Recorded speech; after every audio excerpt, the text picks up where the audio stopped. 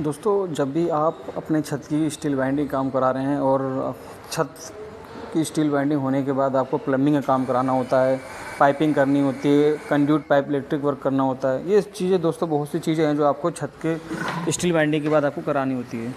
दोस्तों, जब भी आप अपनी छत की स्टील बाइंडिंग काम करा रहे हैं तो आपको कुछ चीज़ें आपको याद रखनी है। एक तो सबसे पहली चीज़, जब भी आपको स्टील बाइंडिंग काम हो जाए तो आपको जो प्लम्बिंग का काम करा रहे हो आप अपने हिसाब से कभी भी ना कराएं। दोस्तों, जो भी प्लम्बिंग का काम करा रहे हो वो प्लम्बिंग ड्राइंग के हिसाब से आपको काम कराना है। अगर आप अपने हिसाब से काम कराओगे दोस्तों, ये बहुत स्लोप में दिक्कत हो जाएगी, उसके बाद आपको कहीं लीकेज की समस्या आएगी। तो ये सब चीज़ें दोस्तों ना करें। जो भी आपके प्लानिंग में दिया होगा, शेड्यूल में दिया होगा, उसी हिसाब से आपको काम कराना है। दोस्तों, विदाउट ड्राइंग आपको कुछ भी नहीं कराना है।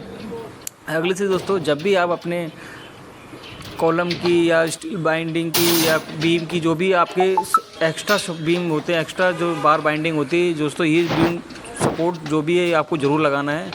अदरवाइज़ अगर जो आपकी एक्स्ट्रा जो बीम होती है, एक्स्ट्रा हम सरिया देते हैं, वो चीज़ आपको दोस्तों ध्यान रखना है। उसके बाद दोस्तों अगली, जब भी आप कंड्यूट पाइप का काम कर रहे हैं, उसके बाद देखो जो फैन बॉक्स होता है उसमें दोस्तों आपको साइड में आपको डस्ट भरना है, जो कंक्रीटिंग टाइम आपको अंदर ना जाए। ये चीज़ दोस्तों आपको ध्यान देनी है। अगली चीज़ दोस्तों, जो भी आप सेटरिंग का काम करा रहे हैं तो देख पा रहे हैं सेटरिंग में जैसे गैप आती है, ये चीज़ गैप को ध्यान रखते हुए आपको गैप को फिल कराना है।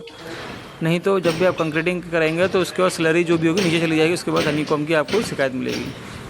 ये चीज़ दोस्तों आपको ध्यान रखना है। अगली चीज़ दोस्तों, जब भी आपके जो कॉलम का लैपिंग करनी होगी तो दोस्तों अगर आपकी सरिया छोटी होगी स्टील बाइंडिंग में तो आप उसमें लैपिंग ज़रूर कर दें, जो आपको आगे हाइट बढ़ाने में दिक्कत ना हो। अगली चीज़ दोस्तों, एक चीज़ जो सबसे इम्पोर्टेंट है, जब भी आप अपने प्लम्बिंग का काम करा रहे हैं या कंड्यूट पाइप काम करा रहे हैं तो जो जहाँ भी जिधर से पाइप ले जा रहे हैं वहाँ पे मार्किंग ज़रूर करें।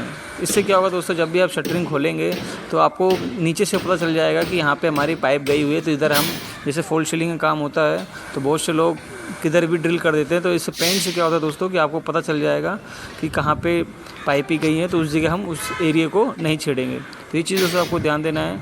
अगली चीज़ दोस्तों, अगर आप बालकनी बना रहे हैं तो बालकनी दोस्तों देख पा रहे हैं फ्लैट बीम है या हिडन बीम कहते हैं इसको, इस तरह का बीम आपको दोस्तों ज़रूर देना है। इससे क्या होता है, जो बालकनी में अगर जो भी आपका लोड होगा वो कैरी कर लेगा और पता भी नहीं चलेगा इस स्लैब के अंदर बीम गया हुआ है।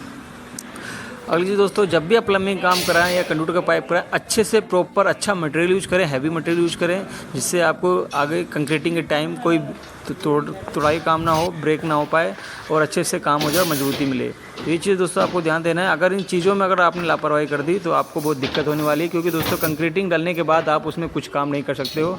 तो ये चीज़ें दोस्तों आपको ध्यान देना है। और जब भी दोस्तों आप अपने स्टील बाइंडिंग काम करा रहे हो तो दोस्तों प्रॉपर ये चेक कर लें आपकी जो ड्राइंग के हिसाब शेड्यूल में स्टील बाइंडिंग का काम हुआ है कि नहीं। तो ये चीज़ दोस्तों आपको ज़रूर ध्यान देना है।